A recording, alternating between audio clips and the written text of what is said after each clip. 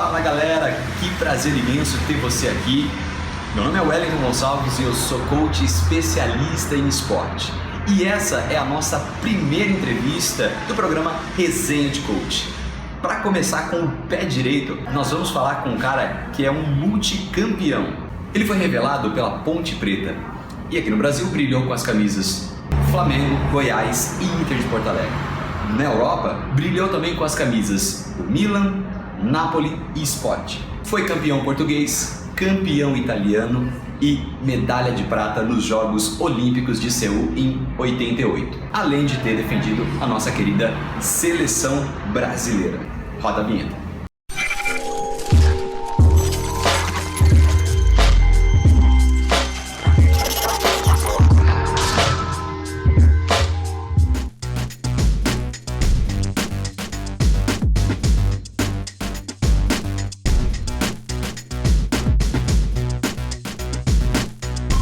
E hoje, aqui comigo, André Cruz. André, obrigado, viu? Prazer. Obrigado por ter aceito aí o nosso convite. Legal. André, me fala um pouco sobre os desafios que você teve no início da sua carreira, lá na categoria de base, né? Como é que foi esse começo e como é que você fez para superar esses desafios? Olha, antigamente a gente não tinha o que tem hoje, né? Hoje você tem os empresários que dão chuteira, dão ajuda de custo, leva para lá, leva para cá. Você tem uma suplementação alimentar. Então naquela época a gente não tinha nada disso. A gente jogava muito na rua, né? No campo de terra. As dificuldades era que você tinha no meu caso, que eu morava em Piracicaba, então eu tinha que sair de Piracicaba, pegava ônibus, ia treinar. Estudava de manhã, pegava o ônibus, chegava em Campinas, treinava, pegava o ônibus, voltava. Então, essa era uma rotina bastante cansativa, né, naquele momento. Como é que eu fiz como é que se faz, né, no caso aí, para superar tudo isso?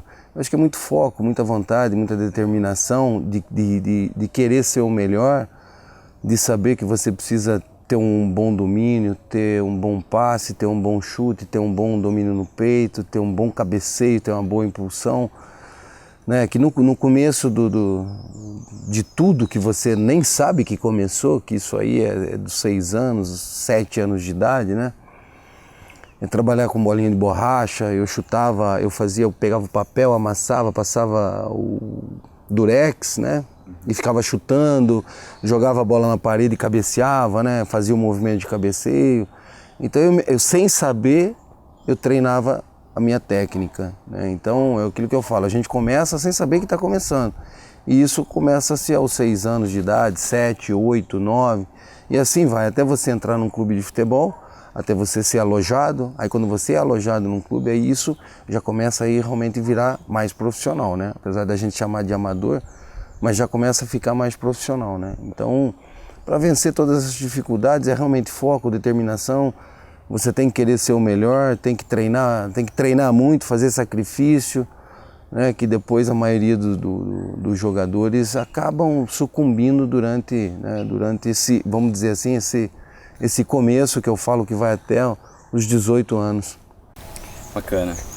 André, se você pudesse classificar uma característica, talvez a mais importante para que alguém chegue no alto rendimento, seja no esporte ou fora do esporte, qual é essa característica? Qual a característica que a pessoa precisa ter?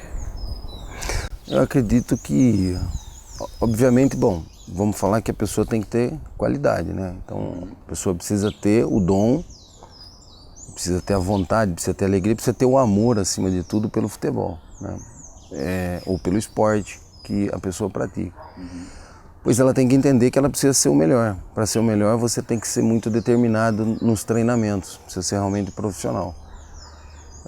Além dos sacrifícios fora do campo, porque o desgaste que o atleta de alto rendimento tem é muito alto.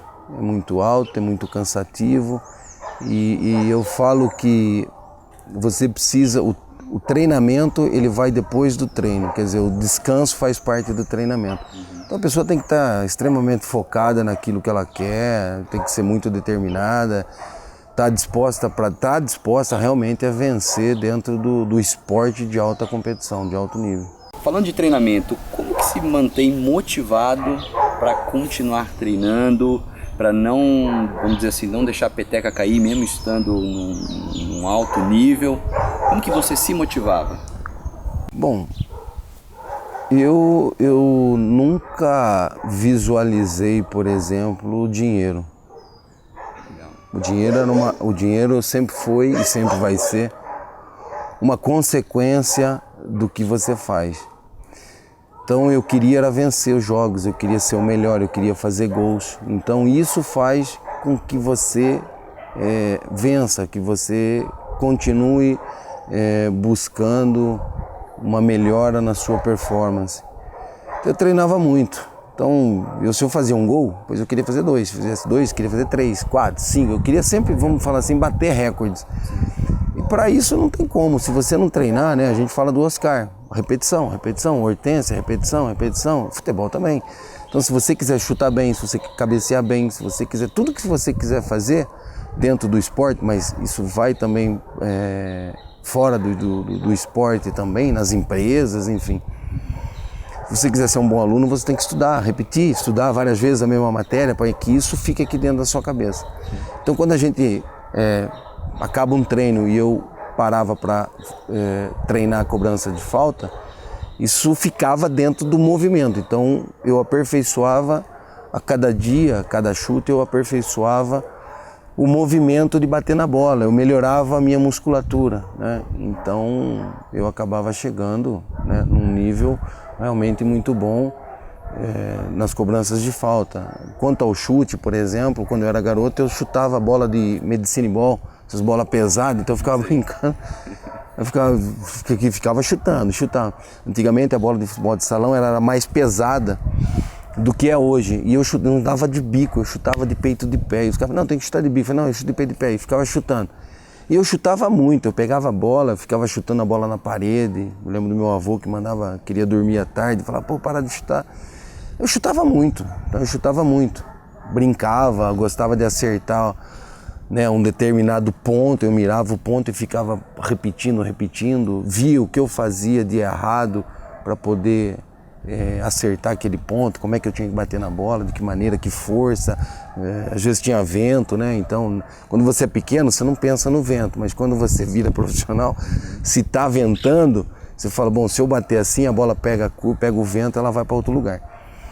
É isso aí, essa repetição, essa vontade de querer ser o melhor, visualizar a vitória e visualizar em ser o melhor. O resto é tudo consequência. André, você tem uma história incrível de superação que aconteceu muito próximo da Copa de 98 e eu gostaria que você falasse um pouco sobre esse episódio e como a tua mentalidade te ajudou a obter um resultado específico naquela ocasião. Isso aí já vem de 92, quando eu jogava no Standard de Liège, na Bélgica, né? Então, depois de uma derrota em casa para o Arsenal de 7-0, e eu falei, pô, não posso ficar aqui nesse lugar, então eu preciso sair daqui. Para sair daqui eu preciso fazer mais. O que eu estou fazendo tá bom, mas eu preciso fazer mais, porque o que eu estou fazendo não está sendo suficiente. Então eu treinava muito, mas muito. Eu chegava sempre 1 hora antes do treino, acabava o treino, eu ficava treinando ainda mais meia hora, chutava falta, fazia finalização. As pessoas falavam, mas por que você é zagueiro, você vai fazer finalização? Eu falava, finalização. Eu de repente dou uma arrancada, chego lá na frente, eu preciso enfrentar o goleiro, eu preciso entender como é que funciona. Quando tem um escanteio, bola parada, eu tenho que finalizar, eu vou lá para cabecear. Então eu tenho que treinar a finalização também, não é só os atacantes. Então eu ficava buscando aperfeiçoar.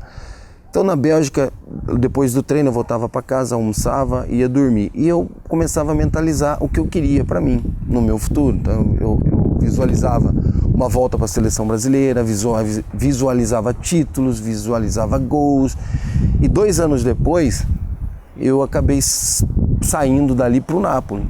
E 1 ano depois eu voltei para a seleção brasileira, que foi em 95. Em 97, quando eu fui e teve um outro detalhe, que as pessoas os italianos de Liège diziam, você vai substituir o Baresi, você vai substituir. Então, você imagina como é que era naquela época, né? E eu não visualizei substituir o Baresi, mas em 97 vem a Lei Bosman, né? que a Lei Pelé ela é baseada na Lei Bosman, né, que é um belga. E acabou meu contrato, o Baresi encerra a carreira naquele momento, eu vou para o mercado livre, né, porque acaba meu contrato e o Milan vai lá e me contrata justamente para substituir o Baresi. Eu comecei a lembrar de tudo aquilo que foi falado em 92, 93. Né? Então, esse negócio, não vamos esquecer que você pode deitar, visualizar, querer e tal. Se você, e eu sempre falo para os meus jogadores, faça isso, mas treine dobrado, porque senão não adianta, não vai acontecer nada. E em 97, quando eu estava no Milan, eu estava muito bem, eu comecei a sentir dores nas costas e em 98, em janeiro de 98, eu fui operado de hernia de disco, fui cortado da seleção brasileira. Já em 97, na Copa das Confederações. O que passou na tua cabeça no momento que você foi cortado?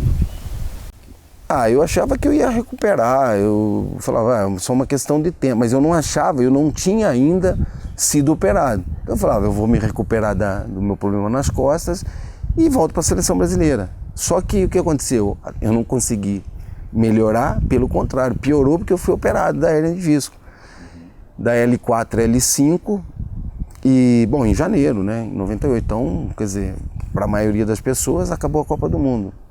E eu falava, não, eu vou para a Copa do Mundo, eu quero ir para a Copa do Mundo, eu vou para a Copa do Mundo, eu vou me recuperar, mas não tem tempo, não, mas eu vou, e eu vim fazer minha mãe, naquela época, estava com problema de saúde, estava com câncer, né, o Capello me falou, André, volta para o Brasil, vai fazer sua recuperação lá, você tem? Eu falei, tem aonde fazer, então vai embora. Eu fiquei 2 semanas aqui, a imprensa soube que eu estava aqui, foi fazer uma matéria e eu falava, né, não, eu quero voltar para a Copa do Mundo, eu quero ir para a Copa do Mundo. Eu falei, mas está em cima.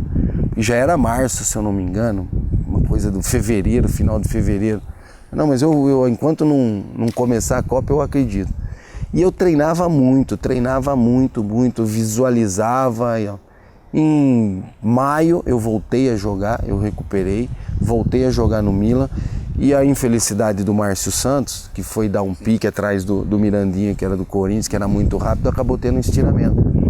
Aonde ele ia ficar praticamente mais de um mês fora. E aí eu tinha recuperado, o Zagallo me ligou falando, André, e aí, como é que tá? Eu falei, não, eu tô 100%. Eu tô 120%. Tô bem. Ele falou assim, eu vi que você voltou a jogar. Eu falei, tô bem. Ele falou, então você tá convocado, mas não fala nada. Eu falei, não acredito, né? Então, e logo depois eu falei, será que eu vou ser convocado? Tem que esperar até o último. E realmente eu tive que esperar a convocação, e quando falou no meu nome, rapaz, foi realmente uma alegria.